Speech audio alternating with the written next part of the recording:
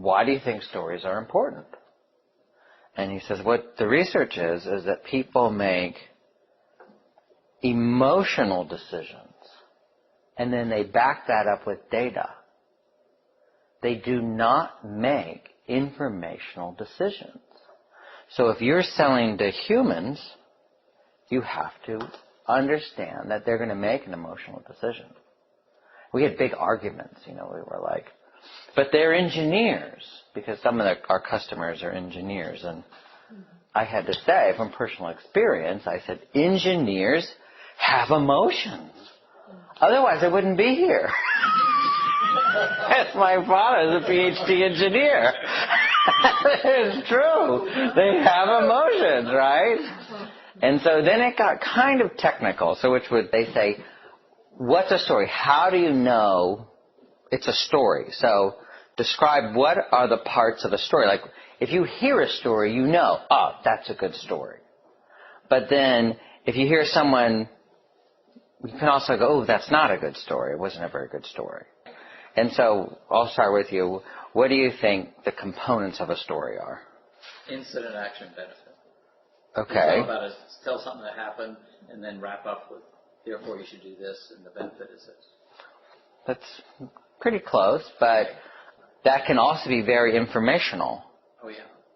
So you could say, okay, well, something broke. It was glued together, and it's not broken. Is that a great story? For an engineer. Maybe, right. Okay, let's try another one. What are the components of a story? Talked about a plot, characters, an emotional connection. I don't know. Yeah, that's getting closer. Plot, characters. What was different in that? Was the emotion was different. Okay, anyone else want to try? Another component? What a story is? Using emotions when you're telling a story. That's good. That's part of it. So I'm going to pass this out. But before I do, I'm going to tell a story. Okay.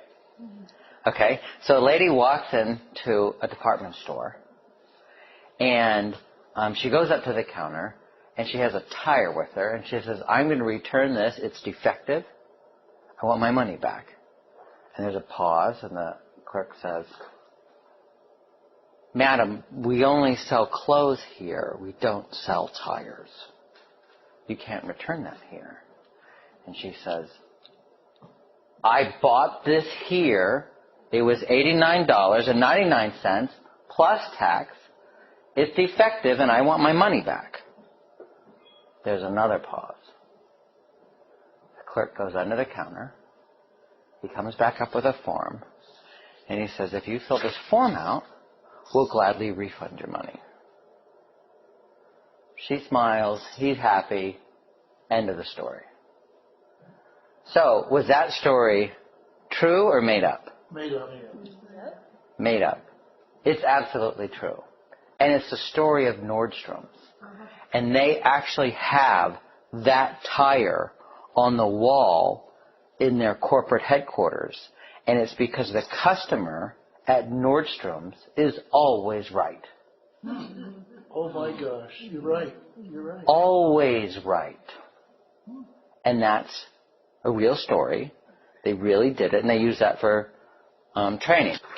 As you learn to tell your own stories, try to make sure you have these components. So the first one is an introduction, and it's a setting of characters in equilibrium. A woman walks into the store with a tire that's defective. Seems like normal equilibrium. So a story always starts out with the characters and the setting when things are kind of normal. And then step 2 is there's some type of initiating event that creates either a problem or an opportunity. We don't sell tires here. We don't sell tires here. Now what? But watch this. The second one is the hero or the protagonist has to have some type of an emotional response on setting up the conflict. The clerk maybe looked very concerned. Or you may have felt the emotional response.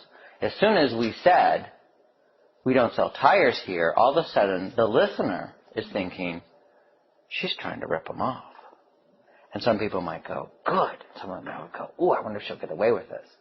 So all of a sudden, at this point of inflection, there's an emotional response. And then you look at the next one. The hero has some actions to repair or take advantage of the opportunity. And so he says, Madam, fill out this form. The outcome happens. And then after the outcome happens, there's the second emotional response. Oh, I get it. Customer service. Customer's always right. And so within a story that you tell, there's two emotional pivot points. One at the point of inflection, and then one at the resolution. And if you don't have those components, you don't have a good story. And it's the stories that influence people's emotions and their decisions. And so there's some other tricks here for storytellers. So what can make a story more powerful? Something unusual. The tire. Returning a tire. You could have told the same story about a blouse that wasn't from the store. But it's not quite as unusual. You could do a blouse at a tire store. We could do a blouse at a tire store. Yes, you could do the reverse, right? It works in a tire store. Okay, see? In his office, though, it might be a little right. awkward. The other interesting one, and this happens a lot with jokes, is they call it an expectation violation. So when the clerk went under the counter, what were you expecting was going to happen? He's hiding. Yeah, nobody knows, right? And when he comes out with a form and says, please fill this out, you were not expecting that. So that's an expectation violation, right? That's another thing that makes a good story. Visual images are good.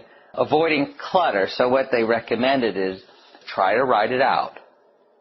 And then try to identify the pieces. And then try to remove the pieces that aren't really germane to this effect. And so you still have a true story. It's just compact.